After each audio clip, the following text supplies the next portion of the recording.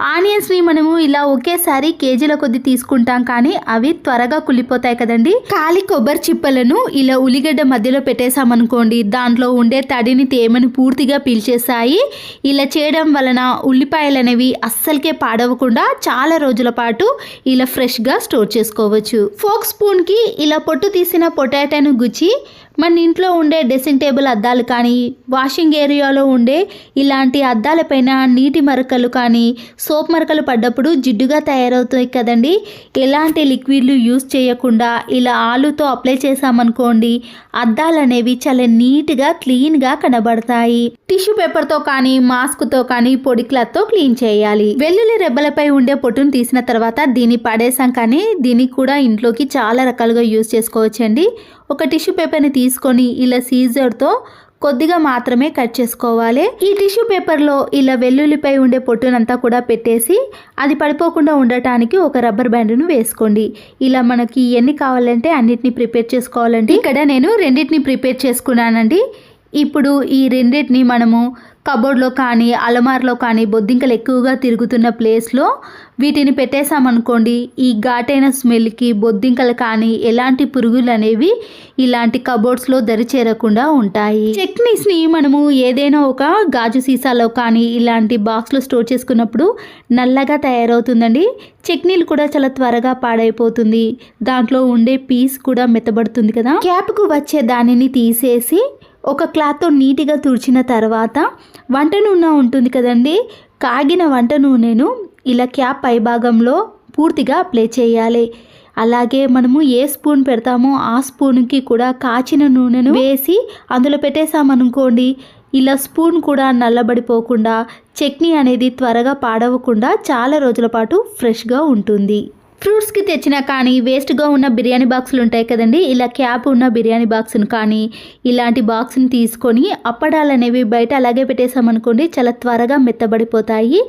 ఇలా అప్పడాలను వేసి దాంట్లో కొన్ని మెంతులను వేసామనుకోండి, బయట ఇలా ఎన్ని రోజులు పెట్టినా కూడా ఈ అప్పడాలు అనేవి మెత్తబడిపోకుండా ఇలా క్రిస్పీగా ఉంటాయి. ఎగ్స్ని ఇలా బౌల్లో వేసి ఉడికించుకునేటప్పుడు ఒక్కొక్కసారి దాంట్లో ఉండే సోనా అనేది బయటికి వచ్చేస్తుంది కదండి. అంతేకాకుండా ఎగ్స్ అనేవి త్వరగా ఉడికిపోవాలంటే ఇలా వంట నూనెను వేసి ఉడికించుకోవాలి.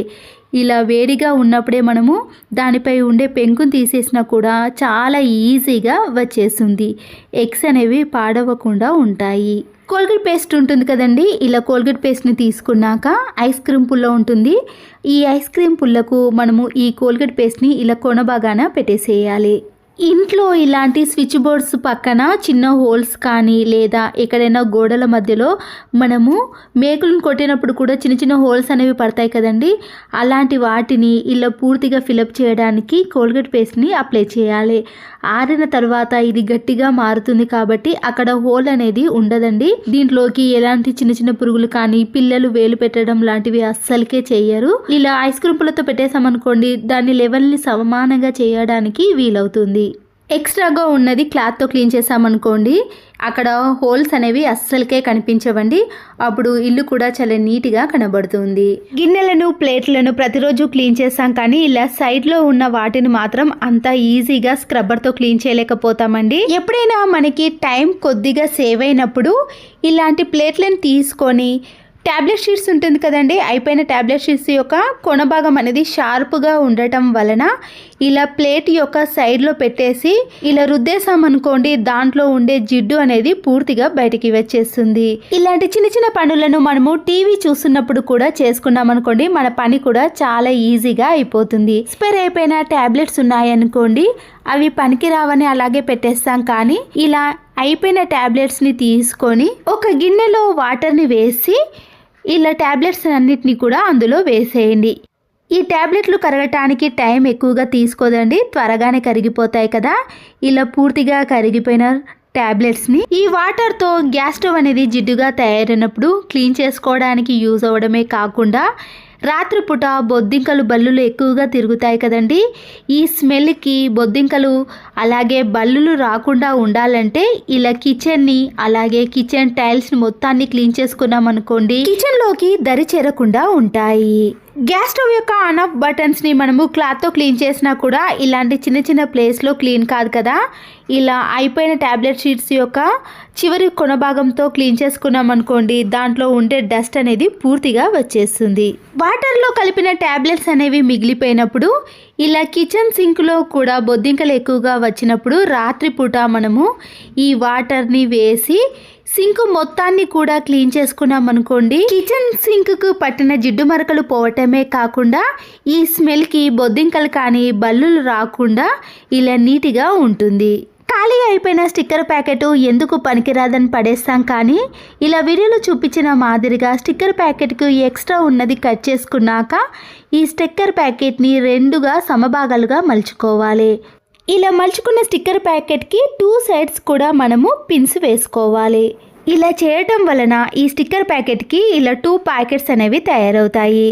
మనము హ్యాండ్ బ్యాగ్లో కానీ లేదా పిల్లలు కాలేజీకి వెళ్ళే వాళ్ళకి కూడా ఇలా ఈ స్టిక్కర్ ప్యాకెట్ని ఇచ్చేస్తామనుకోండి, దాంట్లో డబ్బులు కానీ క్రెడిట్ కార్డ్స్ కానీ డెబిట్ కార్డ్స్, ఫొటోస్, అలాగే బస్ పాస్, ఆధార్ కార్డులు ఇలా ఏవైనా ఈజీగా పెట్టుకోవచ్చు. కడాయిలో ఇలా ఏదైనా డీప్ ఫ్రై చేసుకున్నప్పుడు ఆయిల్ అంతా కూడా ఇలా నల్లగా మారిపోతుందండి. మళ్ళీ ఫ్రెష్ ఆయిల్ తీసుకోవాలి అంటే ఒక బౌల్ని తీసుకొని టీ వడపోసే జాలి కానీ ఏదైనా స్టెయినర్ని పెట్టేసి టిష్యూ పేపర్ ఉంటుంది కదండి, ఇలా పూర్తిగా ఉన్న టిష్యూ పేపర్ని కాకుండా పల్చగా ఉండే ఇలా ఒకటి మందం మాత్రమే వచ్చే విధంగా టిష్యూ పేపర్ని ఈ స్టెయినర్లో పెట్టేసేయండి. డీప్ ఫ్రై చేసిన ఆయిల్ అంతా కూడా ఇలా టీ వడపోసే జాలి ద్వారా సపరేట్ చేసుకోవాలి. పలుచగా టిష్యూ పేపర్ని పెట్టేసాం కాబట్టి ఇలా ఆయిల్ అంతా కూడా కొద్దిసేపట్లోనే కిందికి వచ్చేస్తుంది.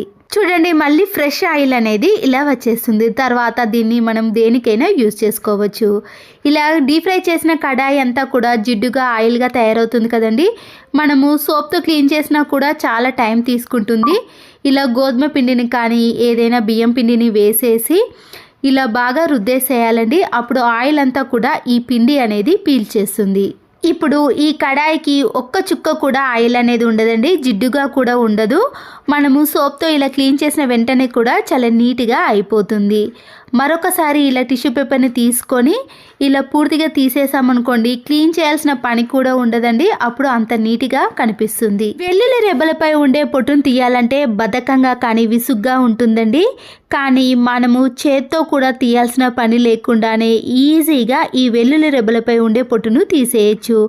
ముందుగా ఇలా చపాతీలు చేసే కర్రతో ఈ వెల్లుల్లి రెబ్బలను ఇలా విడివిడిగా చేసుకోవాలి. వీటన్నిటినీ కూడా ఒక ప్లేట్లోకి కానీ లేదా ఏదైనా కవర్లోకి వేసుకున్నాక ఈ వెల్లుల్లి పైన రాళ్ళ ఉప్పును కాకుండా సన్నుప్పు ఉంటుంది కదండి, దాన్ని 1 స్పూన్ కానీ 1.5 టీ స్పూన్ కానీ ఇలా వెల్లుల్లి రెబ్బలపై మొత్తం కూడా చల్లాలి. వంట నూనెను 1 స్పూన్ తీసుకొని ఇలా వెల్లుల్లి రెబ్బల పైన వేసేయండి. అలాగే గోధుమ పిండిని కానీ బియ్యం పిండి ఉంటే ఇంకా బెటర్ అండి. కానీ ఇక్కడ బియ్యం పిండి లేదు, కానీ గోధుమ పిండిని కూడా ఈ వెల్లుల్లి రెబ్బల పైన వేసి చేత్తో బాగా మిక్స్ చేసుకోవాలి. టైం ఎక్కువగా ఉన్నవారు వీటిని ఒక ½ అవర్ మాత్రం ఎండలో పెడితే చాలండి. టైం లేనప్పుడు ఇలా ఒక 5 నిమిషాలు అలాగే ఉంచేసిన తర్వాత ఇలాంటి క్లాత్ బ్యాగులు ఉంటాయి కదండి, అందులో ఈ వెల్లుల్లి రెబ్బలను అన్నిటిని కూడా వేసి గట్టిగా ముడి వేసుకోవాలి. ఈ క్లాత్ బ్యాగ్ను ఇలా గట్టిగా పట్టుకొని ఫ్లోర్ పైన అటు ఇటు తిప్పుతూ నెమ్మదిగా మనము ఇలా బండకేసి కొట్టేసామనుకోండి, దానిపై ఉండే పొట్టు అనేది చాలా ఈజీగా వస్తుంది. మరి గట్టిగా కొట్టేసామనుకోండి వెల్లుల్లి రెబ్బలు అనేవి చిన్న చిన్న పీసెస్గా అయిపోతాయి. కాబట్టి ఇలా వీడియోలో చూపించిన మాదిరిగా మాత్రమే చేసేయండి. ఇలా ఒక 2-3 మినిట్స్ చేసిన తర్వాత ఇలా వెల్లుల్లి రెబ్బలను ఆ కవర్లో నుంచి తీసేసామనుకోండి, దాదాపుగా పొట్టు అనేది పూర్తిగా వచ్చేస్తుంది అండి. ఆ తర్వాత మనము ఇలా డైరెక్ట్గా వెల్లుల్లి రెబ్బలను ఒక గిన్నెలోకి వేసుకుంటే సరిపోతుంది. అక్కడక్కడ ఇలా పొట్టు రానివి కూడా ఉన్నప్పుడు మనము చేత్తో ఇలా నెమ్మదిగా అనేసామనుకోండి, ఆ పొట్టు కూడా చాలా ఈజీగా వచ్చేస్తుంది. ఇలా చేయడానికి ముందు ఈ వెల్లుల్లి రెబ్బలు అనేవి తడిగా ఉండకూడదండి. తడిగా ఉన్నాయనుకోండి తీయటం కూడా చాలా కష్టం అవుతుంది కదా. ఇలా పూర్తిగా ఎండిన తర్వాతనే మనము ఈ టిప్ అనేది ఫాలో అవ్వాలి. ఇలా చేసామనుకోండి ఆ వెల్లుల్లి రెబ్బలపై ఉండే పొట్టు అనేది చాలా ఈజీగా వచ్చేస్తుంది.